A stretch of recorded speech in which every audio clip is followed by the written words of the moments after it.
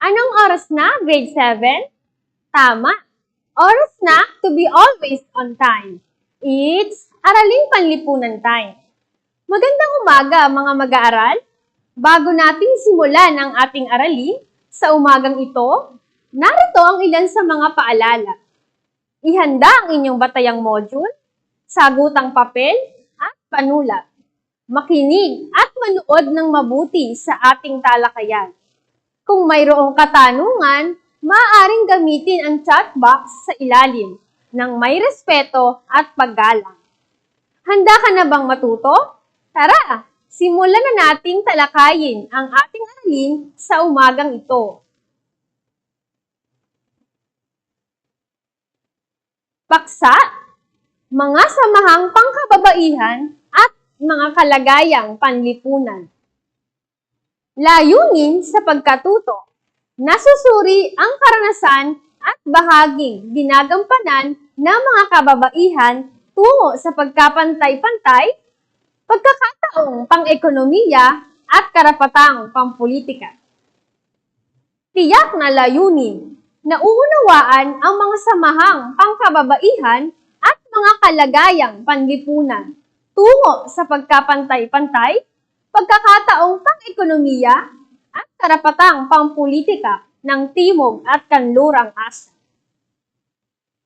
Ang tatalakayin natin ngayong araw ay tungkol sa samahang pangkababaihan at mga kalagayang panlipunan na matatagpuan natin sa Timog at Kanlurang Asya. Mayroon akong inihandang gawain.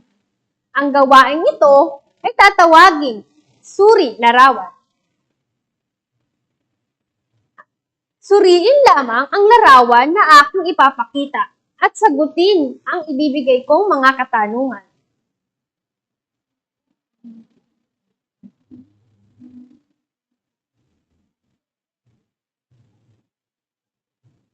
Ano ang mga pinapahiwatig ng mga nasa larawan?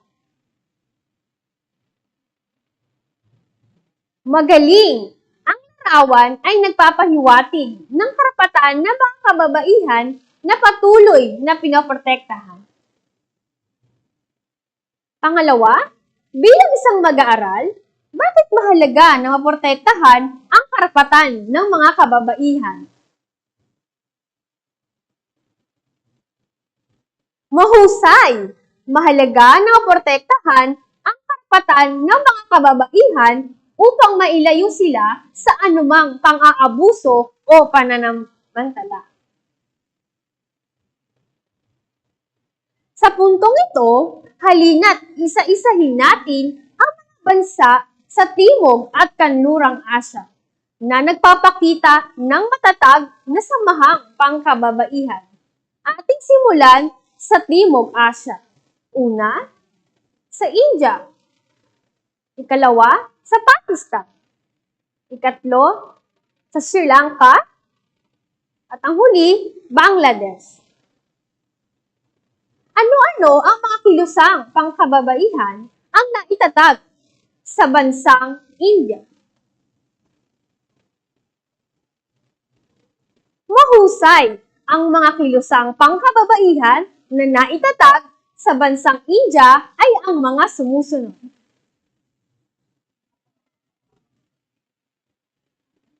Una, Bharat Aslam na pinamumunuan ni Keshav Chandra Sen ng Brahmo Sama. Ikalawa, ang Arja Mahila Sama ni Pandita Ramabai at ni Justice Ranade. Sunod ay ang Bharat Mahila Parishad ni Ramabai Ranade. Sunod, Anuman-i Kawatin-i Islam ni Amir-un-Nisa. Ang layunin ng mga samahang ito ay upang maisulong ang mga karapatan tungkol sa mga isyu ng edukasyon. Samantala, mas lalong naging maingay ang pagsasapubliko ng mga karapatan ng mga kababaihan sa India nang maganap ang tinawag na All India Women's Conference. Layunin nito ay ang mga sumusunod. Ang opyo, paggawa, batas ukol sa pagpapakasal, at paggawa ng rekonstruksyon ng mga kanayunan. Sa aspeto ng paggawa, binigyang pansin naman ng Indian Factory Act ang hindi makatwirang bilang ng oras ng pagtatrabaho. Samantala, natalakay ng All Indian Coordination Committee ang issue tulad ng mga sumusunod. Una, benepisyo sa pagbubuntis. Ikalawa, pantay na sahod. At ikatlo, mga pasilidad sa daycare center. Nanguna si Sarojini Naidu sa paghimok sa mga kababaihang gumagawa at bumibili ng asin na huwag bayaran ang buwis bilang protesta sa pamahalaang Ingles at sa Women's India Association upang mabigyan ng karapatang bumoto. Kaya't noong 1950, sila ay nabigyang pagkakataong bumoto. Ipinagbawal naman ng Factories Act ng 1948 ang pagtatrabaho sa mga delikadong makinarya. Nagbigay diin ng wastong pasilidad ng pangkalikasan, daycare, at kompulsaryong maternity leave. Ipinagbawal ng Factories Act ng 1948 ang pagtatrabaho sa mga delikadong makinarya. Nagbigay din ng wastong pasilidad na pangkalinisan, daycare, at kompulsaryong maternity leave. Nagtalaga ang Mines Act ng 1952 ng hiwalay na palikuran at ginawang legal ng Hindu Marriage Act ng 1955 ang diborsyo. Naitatag ang kilusang Shahada Sharmik Shantana, Self-Employed Women's Association, United Women's Anti-Price Rice Front, at NAB Nirman na may layunin na tutulan ang karahasan sa tahanan at hindi makatarungang pagtaas ng presyo ng bilihin. Natutunan natin sa ating talakayan na unti-unting nakakamit ng mga kababaihan sa India ang kanilang mga karapatan sa pamamagitan ng mga samahang naitatag dito. Magtungo naman tayo sa bansang Sri Lanka. Alamin natin kung paano naipakita ng bansang Sri Lanka ang pakikipaglaban sa karapatan ng mga kababaihan at ano-anong mga samahan ang naitatag dito. Mayroong malakas na kilusan ng mga kababaihan na nakatulong upang ipagtanggol ang proseso ng demokrasya sa bansa. Ang kababaihan ay nahirang sa mataas na posisyon sa pamahalaan. Ang mga samahang itinatag ng kababaihan ay ang mga sumusunod. Una, United Front for Women's Rights o UFWR. Pangalawa, Women's Front.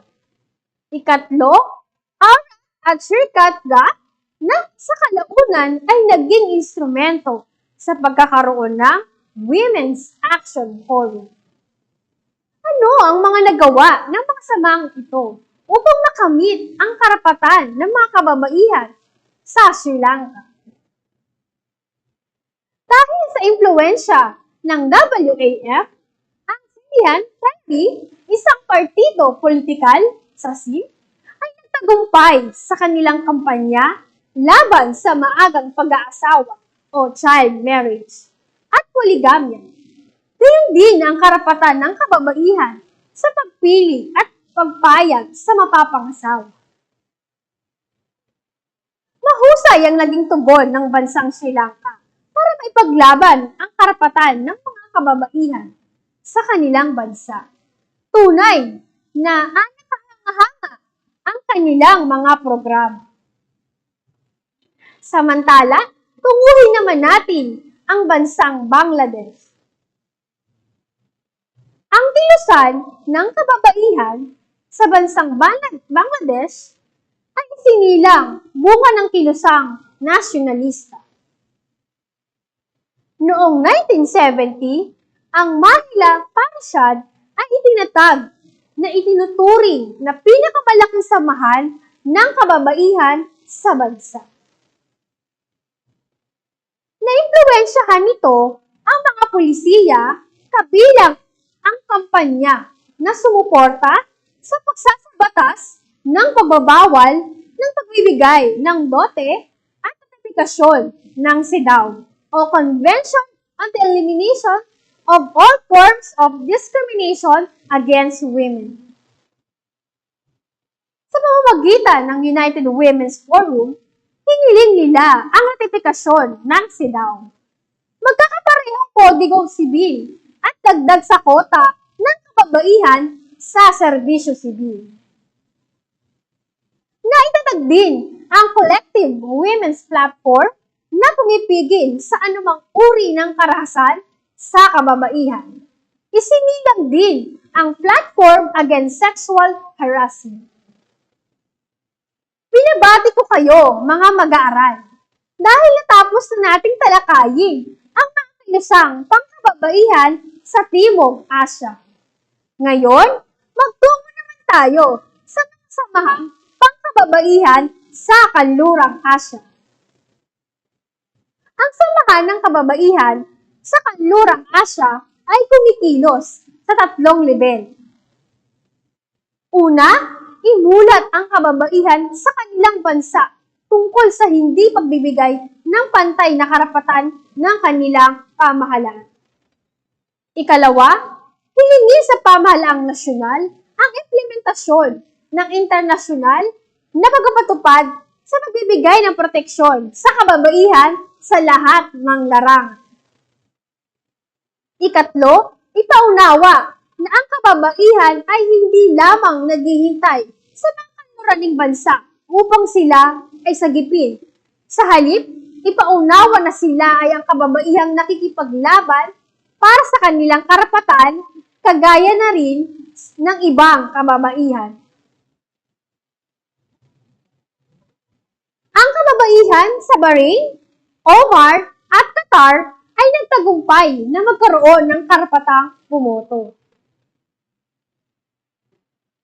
Sa Egypt at Jordan ay nabigyan ng karapatan sa diborsyo at karapatan bilang mamamayan ng kababaihan ay nagbigay rin sa taga-Bahrain, Egypt at Lebanon. Si Reyna Rania Al-Abdullah ang nanguna sa kampanya laban sa pang-aabuso sa kababaihan sa Jordan. Si Susan Mubarak naman sa Egypt, pinamunuan niya ang National Council on Women sa kampanya na baguhin ang batas, pampamilya at babawal sa pagkapon sa mga kababaihan. Sunod ay si Sheikha Fatima bint Mubarak ng UAE. Siya ay nanguna sa pagbibigay ng karapatan na makapag-aral sa kolehiyo at magkaroon ng karapatang ekonomiko ang kababaihan. Noong 2000, inilunsad niya ang Arab Women Connect, isang pangrehiyong network upang maisulong ang kamalayan ng kababaihan tungkol sa kanilang dapat taglaying mga karapatan. Bilang paglalagom sa ating naging talakayan, sa makabagong panahon, malaya na ang mga kababaihan tungkol sa kanilang mga karapatan. Ilan sa mga ito ay ang mga sumusunod. Una, ang mga kababaihan ay may karapatan na hindi mabigyan ng diskriminasyon sa pagtatrabaho.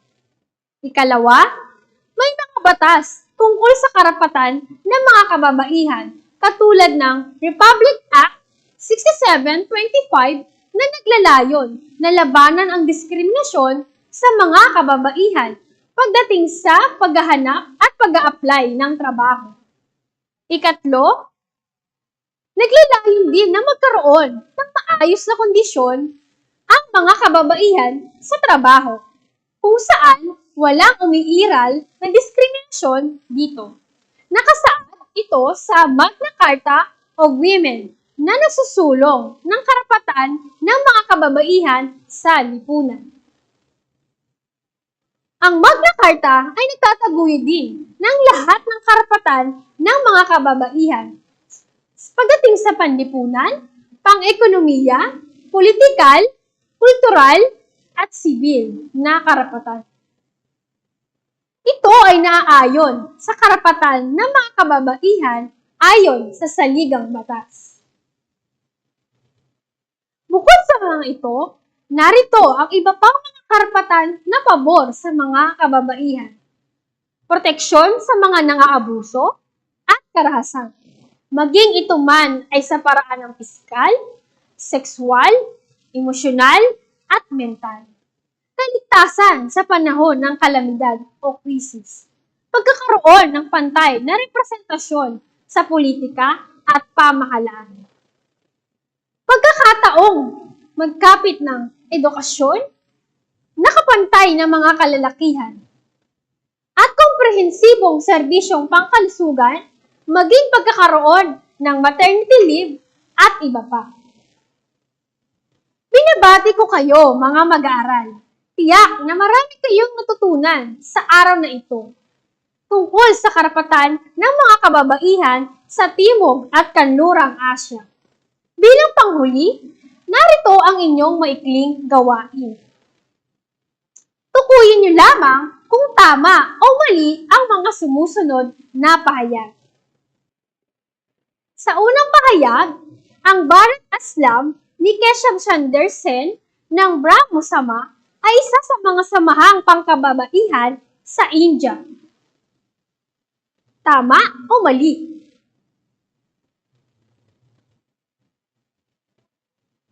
Mahusay, grade 7. Ang sagot ay tama. Ikalawang pahayag, ang Women's Front ay isa sa mga samahang pangkababaihan sa Sri Lanka. Tama o mali? Magaling, grade 7. Ang sagot ay tama. Ikatlong pahayag, ang Sirkatga na sa kalaunan ay naging instrumento sa pagkakaroon ng Women's Action Forum. Tama o mali?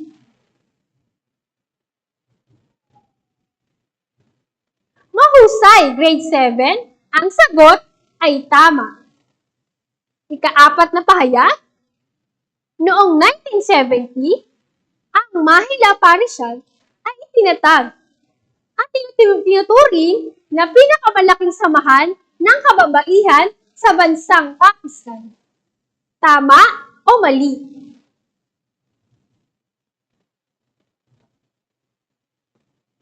Magaling, grade 7. Ang sagot ay tama. Panghuling pahayag. Sa Jordan, nanguna si Reyna Rania Al-Abdullah sa kampanya laban sa pang-aabuso sa kababaihan. Tama o mali? Magaling, grade 7. Ang tamang sagot ay tama. Bilang panghuli, narito ang inyong takdang aralin. Gumawa ng isang campaign poster na naglalarawan sa kampanya na patuloy na itaguyod ang karapatan ng mga kababaihan at paglaban sa diskriminasyon at pang-aabuso. Narito ang mga sangguniang ginamit para sa talakayang ito. Module sa kasaysayan ng Asya, www.google.com. Bago ako magpaalam, nais kong iwan sa inyo ang paalalang ito. Sa SDO Valenzuela, we advocate Project Watch. We advocate time, consciousness, and honesty. Ang edukasyon ang pinakamainam na puhunan upang masiguradong may patutunguhan. Muli, ako po si Binibining Arling Tigol Matico ng Paso de Blas National High School, ang naging guro ninyo sa Araling Panlipunan 7. Paalam at hanggang sa muli!